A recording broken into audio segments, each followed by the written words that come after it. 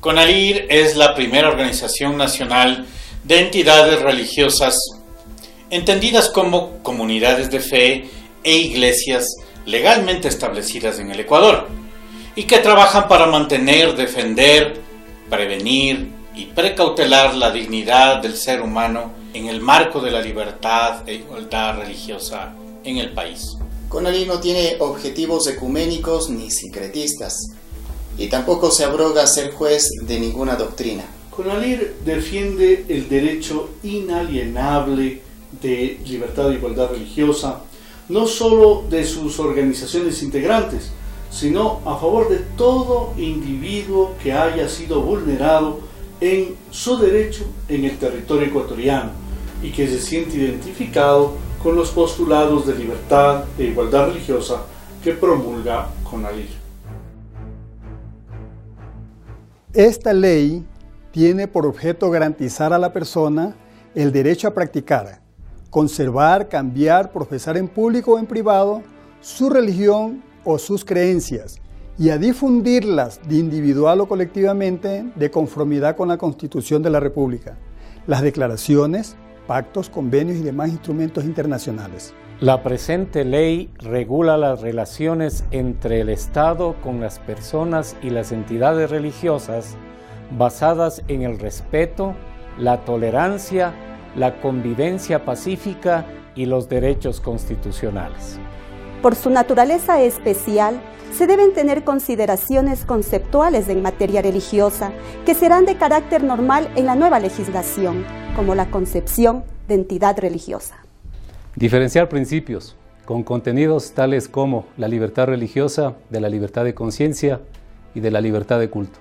Establecer los principios en los que se construirá la nueva ley en materia religiosa, tales como principios de libertad religiosa, igualdad y equidad religiosa, autonomía, de cooperación y laicismo. Es necesaria una ley en materia de cultos por su naturaleza especial.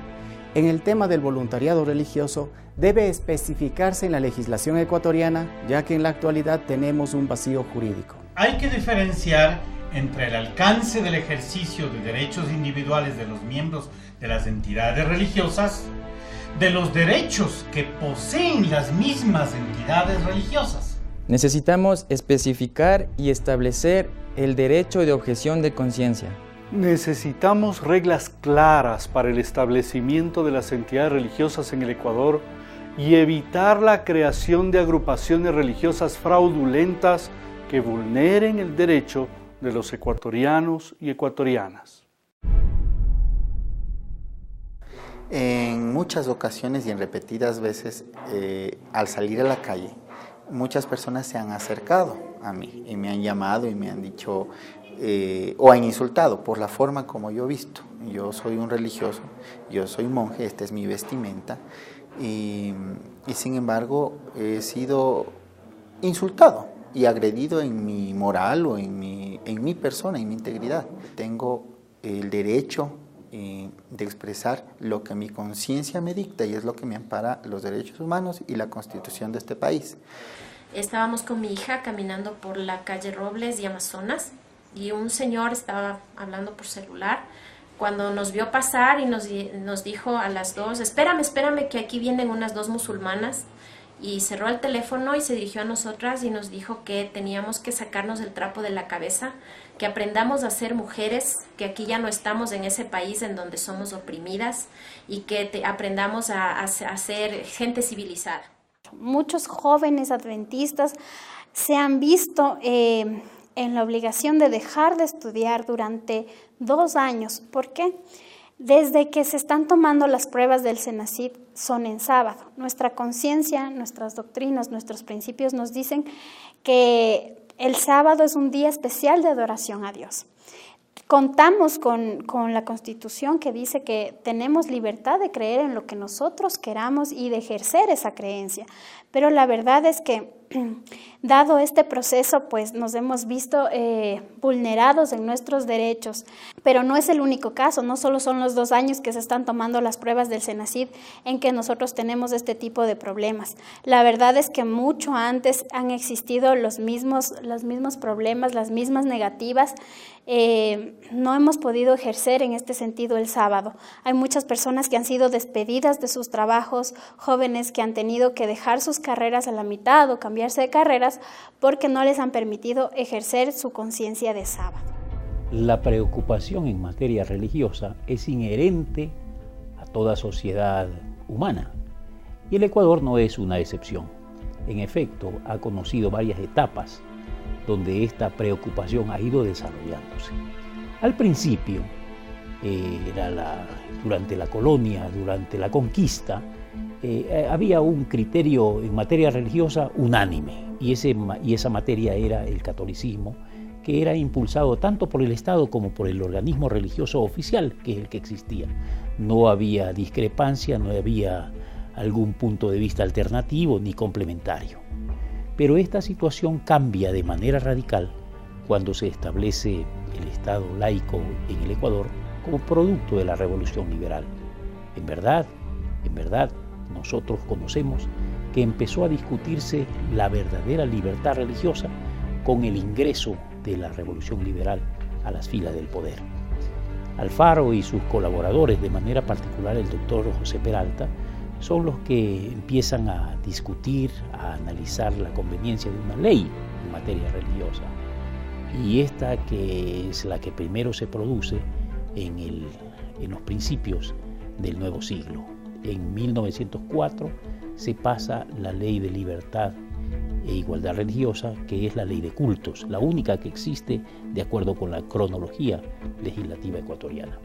En esta se establecen ciertos parámetros, tenemos que reconocerlos, no muy favorables a lo que había sido el Estado hasta ese momento, que había sido oficialmente católico romano.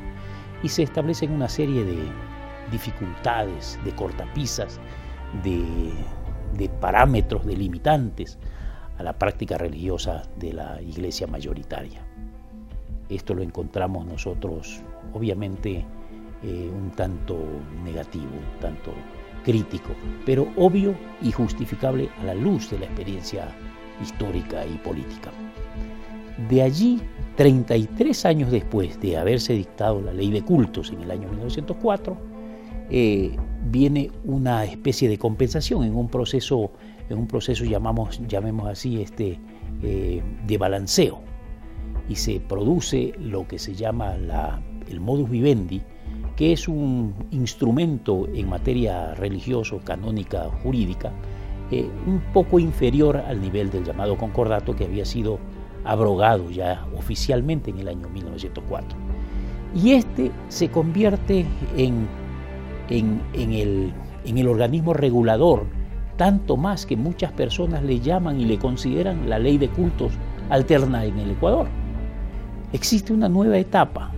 En esta se establecen una serie de privilegios para la Iglesia Católica, y uno de esos apéndices del modus vivendi establece que se oficializan las diócesis de la Iglesia Católica, pero también, aquí está el lado positivo, sirve para regular los cultos de cualquier naturaleza.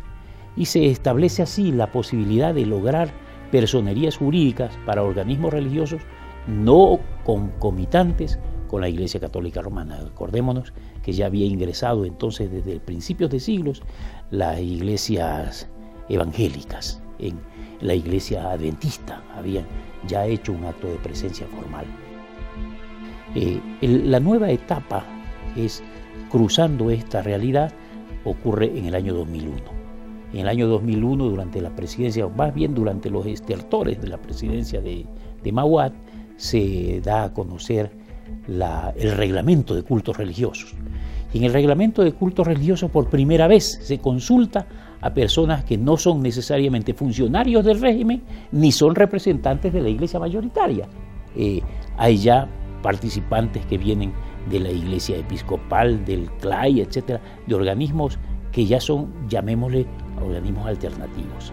Y en esto se establecen parámetros muy formales, ¿no?, donde se reconoce no solamente el derecho que tenemos nosotros de actuar, de figurar y de protagonizar dentro de la sociedad ecuatoriana una postura y una propuesta en materia espiritual, sino que abre la posibilidad a que hay organismos religiosos oficiales y extraoficiales, pero ya reconocidos concretamente por parte del Estado.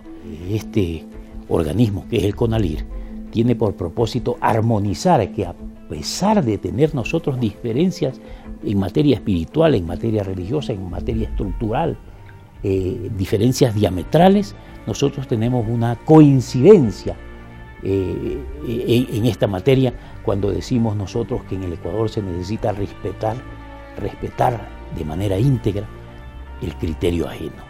El gobierno nacional, a través del Ministerio de Gobierno y Policía y Cultos, convocó a las religiones libremente, a todas las que existen aquí en el país, para unos diálogos, unas conversaciones, unos talleres, para comenzar a socializar la necesidad de tener una ley de libertad e igualdad religiosa aquí en el país.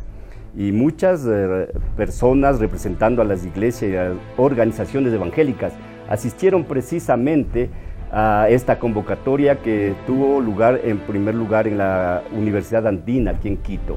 Luego hubieron diálogos y talleres en la ciudad de Guayaquil, en la ciudad de Cuenca, de Riobamba, y se terminó en la ciudad del Tena. Y ahí en estas reuniones, en estos talleres, se nombró una comisión para que de distintos puntos de vista, con distintas convicciones, se genere un borrador, si se quiere, para formular más adelante una propuesta de ley de libertad e igualdad religiosa.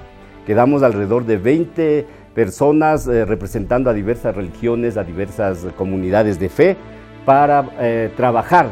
Y esto no fue algo fácil, fue algo que tuvo que consensuarse y a veces con divergencias, con criterios opuestos, pero gracias a Dios pudimos llegar a elaborar esta propuesta de ley. CONALIR es un conglomerado de iglesias y comunidades de fe. Tienen como bandera el derecho humano de las libertades y igualdad religiosa. Cabe la reflexión. Si tenemos una constitución de avanzada, dictada en el año 2008, ¿necesitamos hoy por hoy una ley en materia religiosa en una legislación ecuatoriana anacrónica? Pues la respuesta es definitiva. Desde luego que sí. Y para prueba, un dato curioso. No todas las entidades religiosas son iglesias, porque hay algunas entidades que no se reconocen como tales, sino como comunidades de fe. ¿En dónde se expresa entonces tal situación en la actual legislación?